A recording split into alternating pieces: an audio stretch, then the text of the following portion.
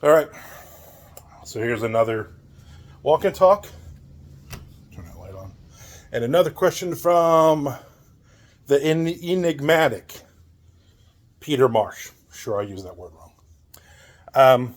And Peter asks, basically, when I'm writing crime thrillers or horror, do I do research on laws? That's an interesting question. That's a good one. No. Unless I'm writing like, I don't know, something fancier. If I'm writing like, maybe if I ever wanted to write like, say, a legal thriller or a courtroom drama, and any of those, which I don't. I don't want to do those. I leave those for way smarter people and way smarter writers than me. So no, I'm not. I'm not worried about the law on stuff. I mean, I'm not really sure when that would, in my writing, when that would come in. Now, I will tell you, when I co-wrote the Johnny Bell Heist trilogy with Tom Duffy, I did do a little research to see how much jail time you would get for robbing things that they robbed or try to rob in the series, just to give me kind of an idea of what was the average. Because in that series, we never really specifically talk about what state they're in. Could be New York, couldn't be New Jersey. It's definitely East Coast.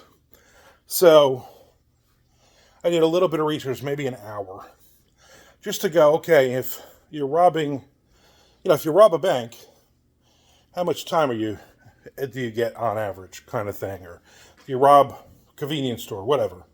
So I did a bunch of that, but that might have been the first time I ever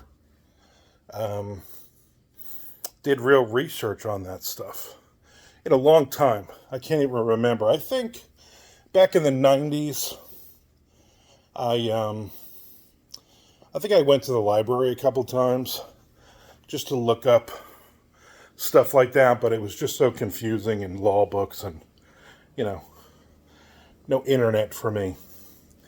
So that was kind of different. But no, I don't worry about it. I don't write anything where I'm worried about the legal issues, because we're writing fiction, and as long as it lines up kind of right, I'm not worried. Now, you have a character in a story who steals a piece of gum, and they give him the death sentence, death penalty. Maybe you're pushing a little bit. If somebody murders a family of 12, and then they're like, all right, so time served.